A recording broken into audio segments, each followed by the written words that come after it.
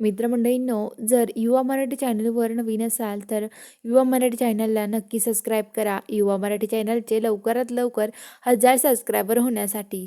तर आजच्या भागात काय घडलं हे बघायला व्हिडिओ शेवटपर्यंत बघा. तर इकडं आता जी मंजू आहे ती सत्याला सगळीकडे शोधते, पण सत्या कुठे सापडत नाही. आणि जो आर्यन आहे तो मंजूवर डोळा ठेवूनच असतो. मंजू आता सत्याच्या मित्रांकडे येते, बाहेरची माणसं असतात सगळ्यांना विचारते, पण ते म्हणतात आम्ही नाही पाहिलं सत्या त्याला. तर सत्य म्हणतो, मंजू म्हणते की एवढं घाणवाणी सत्य काम नाही करणार. कुठं गेला असं सत्य, कुणाला तरी सांगून गेलं असता, जायचं असतं कुठं तर.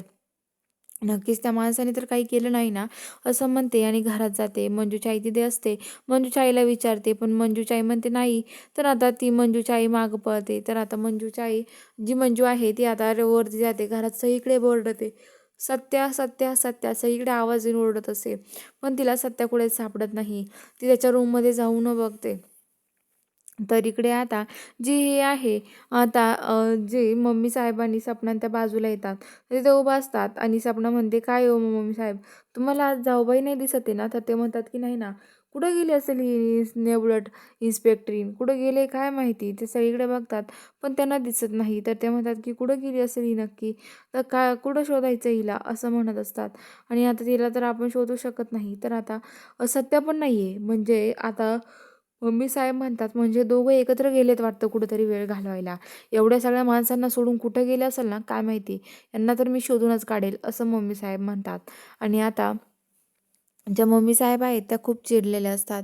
तर आता इकडं जे मंजू आहे ती सगळीकडे शोधते, पण सध्या कुठे सापडत नाही. तर ती आता परत तिथून बाहेर पडते. ती आता इकडं आर्यन जो असतो तो मंजूला सगळीकडे बघतो, पण त्याला मंजू कुठे दिसत नाही. तो म्हणतो की तर कुठं गेली असेल माझी मंजू, कुठं शोधू तिला. सगळ्या माणसांमध्ये शोधतो, तेवढाच अमृताला त्याचा धक्का लागतो. अमृतामध्ये मी तुम्हाला कुठेतरी बघितल्यासारखं वाटते.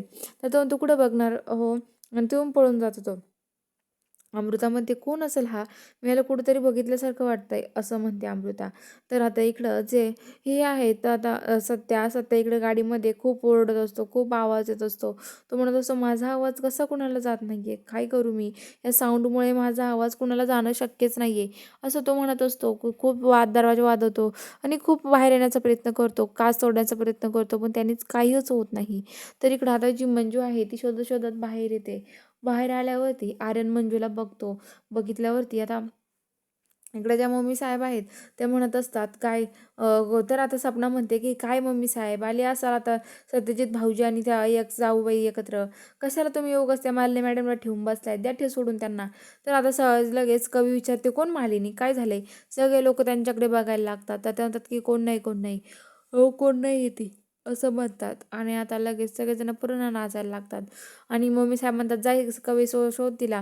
आणि आता लगेच इकडं मम्मी साहेब म्हणत असतात सपने तुला काय कळतं की नाही, काही पण नको बोलत जाऊ. तर आता इकडं सगळेजण नाचत असतात. तेवढ्यात आता जी मंजू आहे ती तिथून निघून जाते गपचूप, ते जास्त कलर फेकल्यावरती. तर आर्यनला वाटतं ते मंजूच आहे आणि तो सपनाला कलर लावतो. सपना म्हणते मला कलर लावलं जयदीप तू, असं म्हणत असते. तर आता जयदीप नसतो तिथे.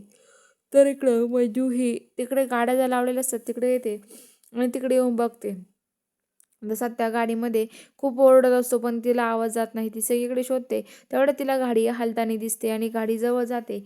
ती म्हणते की ह्या गाडीत तर सत्य नसेल ना.